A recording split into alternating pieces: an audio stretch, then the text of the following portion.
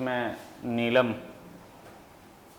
जो 114वीं रैंक से है वो चयनित हुई है इस बार के आरजेएस के एग्ज़ाम में 2021-22 में। तो सबसे पहले तो नीलम को मेरी तरफ से बहुत बहुत बधाई और शुभकामनाएं।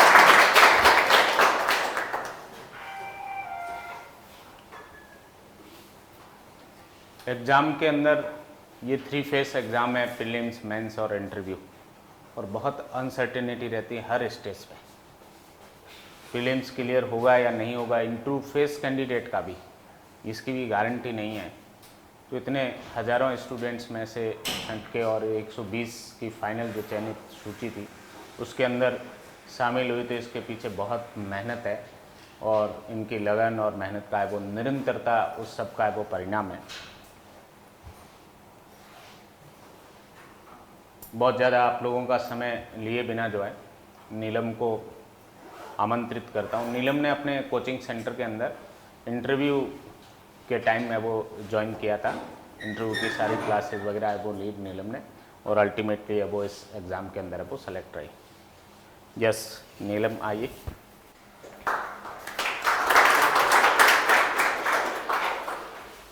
हमारी भारतीय परंपरा रही है कि जब भी कोई ऐसा कार्य हो जिस पर है वो गर्व से सिर ऊपर होता हो, तो उसमें वो कंसर्न कैंडिडेट जिसने भी ऐसा कार्य किया है उसका सम्मान होना चाहिए।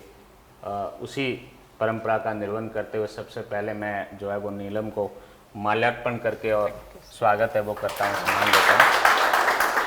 और इसी कड़ी में एक ये गुलदस्ता भी है वो भेंट किया जाएगा।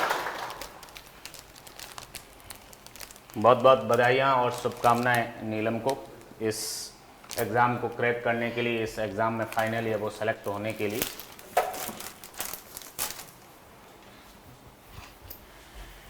अब मैं नीलम से रिक्वेस्ट करूंगा सक्सेस कैंडिडेट से, 114वीं रैंक से जो चयनित हुई है, वो आपको अपनी सफलता यात्रा और वो सक्सेस के टिप्स के बारे में संक्षेप में बताएं और आपको मोटिवेट करें कि आप भी आगामी जो परीक्षा होने वाली है उसके अंदर प्रीलिम्स, मेंस और इंटरव्यू सारे स्टेज है वो क्लियर करके और अंतिम रूप से है वो नीलम की तरह है वो चयनित हो। और यहीं इसी स्टेज पे आकर आपको भी है वो माल्यार्पण और ये सब गुलदस्ते और ये जो सक्सेस टिप्स है यहाँ तक है वो पहुँचने में ईश्वर आपकी है वो मदद करें। Yes Neelam. Good afternoon, everyone. Firstly, I would like to thank KD sir for inviting me here. By God's grace and with the blessings of my parents, I got selected in my first attempt. I completed my law in year 2020 itself.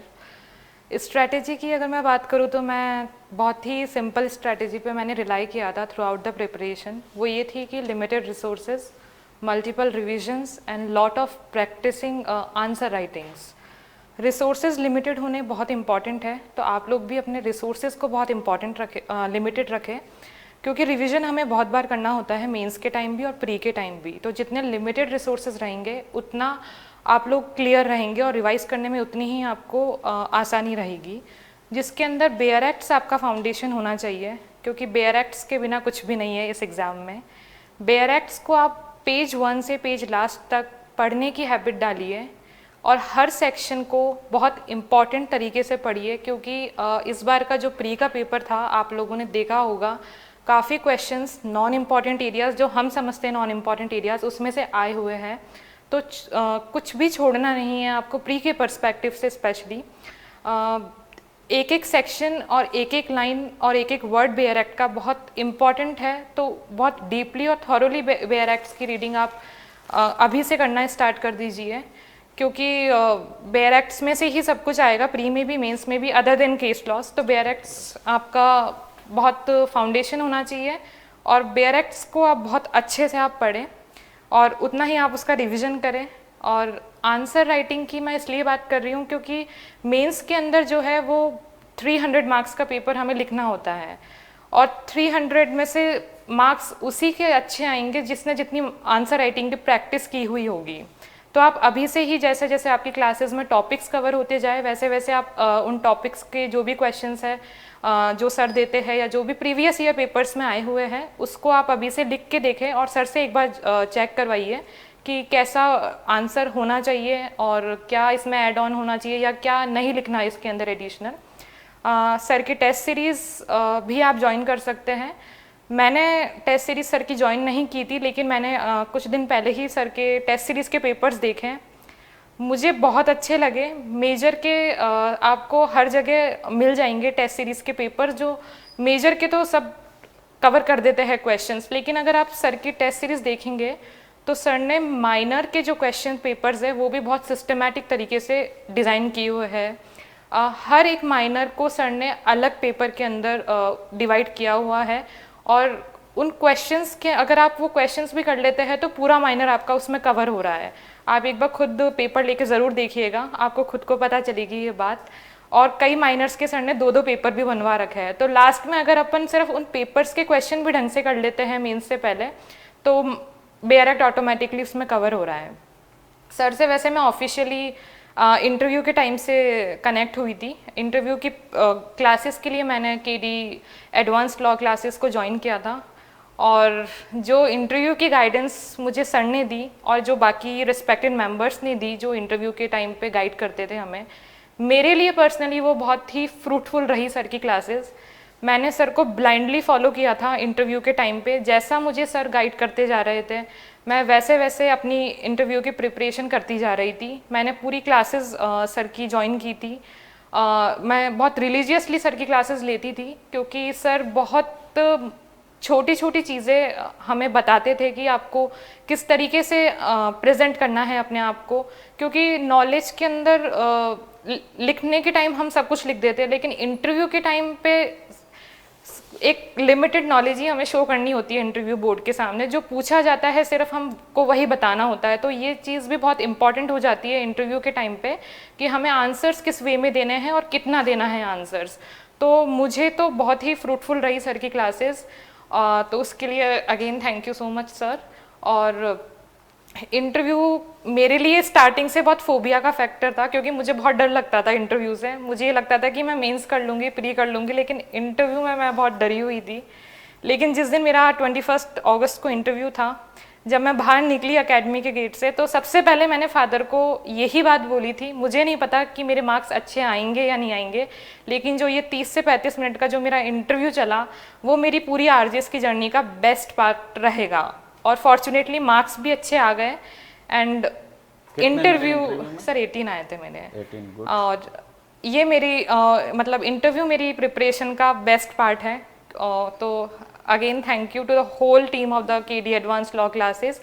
Special thanks मैं यहाँ पे करना चाहूँगी एक तो अरुण पारिक जी sir का। उन्होंने बहुत ही ज़्यादा हमें गाइड किया है, छोटी छोटी चीज़ें सर बताते थे जो बहुत हेल्पफुल रही।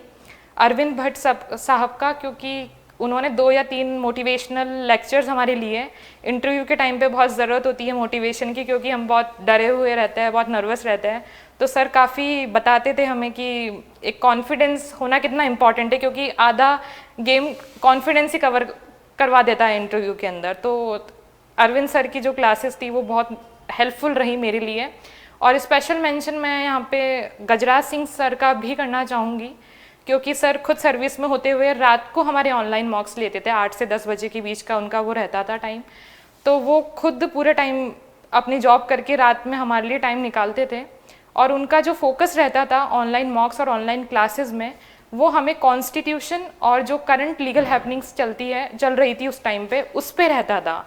इंटरव्यू के time most of the students law तो हम कवर कर ही लेते हैं, हम कोचिंग सेंटर्स हमको करवा देते हैं, लेकिन जो करंट में लीगल हैपनिंग्स चल रही है वो भी बहुत इंपॉर्टेंट होती है इंटरव्यू में, क्योंकि काफ़ी क्वेश्चंस आपसे पूछे जाते हैं।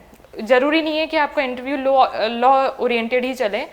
तो गजराज सिंह सर ने काफ़ी जो भी उस टाइम हो रहे थे करंट इवेंट्स वो कवर करवाए थे, और मुझसे इंटरव्यू में 2 क्वेश्चंस ओपिनियन बेस्ड भी पूछ लिए गए थे। एक था कि what's your opinion on the marital rape, और एक था कि मेरा जैसे 21 अगस्त को इंटरव्यू था, तो मेरे से बोर्ड के एक ऑनरेबल मेंबर ने पूछा था कि जो बिल्किस बानो केस के जो 11 कॉन्विक्ट्स वो रिलीज़ हुए थे मेरे इंटरव्यू से 2 या 3 दिन पहले ही हुए थे, उस पर भी मुझसे ओपिनियन पूछी थी कि in your view is it right और नॉट।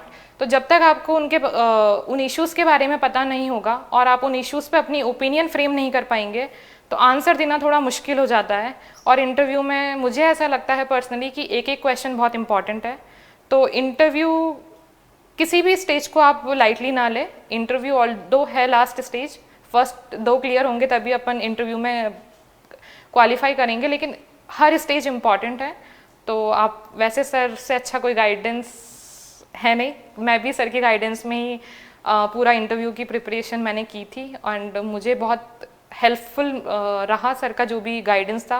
सर क्वेश्चंस को भी बहुत अच्छे से आंसर करते हैं, कई बार होता है कि अगले दिन करें लेकिन आंसर ज़रूर मिलता है उसका, तो आप सर से भी पूछ सकते हैं, ऐसी कोई दिक्कत नहीं, क्योंकि मैंने व्हाट्सएप पे काफ़ी परेशान किया है सर को पूछ के। इंटरव्यू के एक दिन पहले भी मैंने एक क्वेश्चन पूछा था, मुझे आंसर भी मिला था उसका।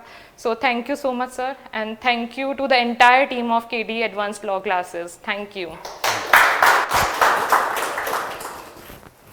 यस, नीलम को उज्जवल भविष्य की शुभकामनाएं और ईश्वर से प्रार्थना करता हूं कि ये जल्दी से जल्दी प्रमोशन के माध्यम से वो CGM ADJ और ईश्वर कृपा से हाईकोर्ट जज तक इनका एलिवेशन हो।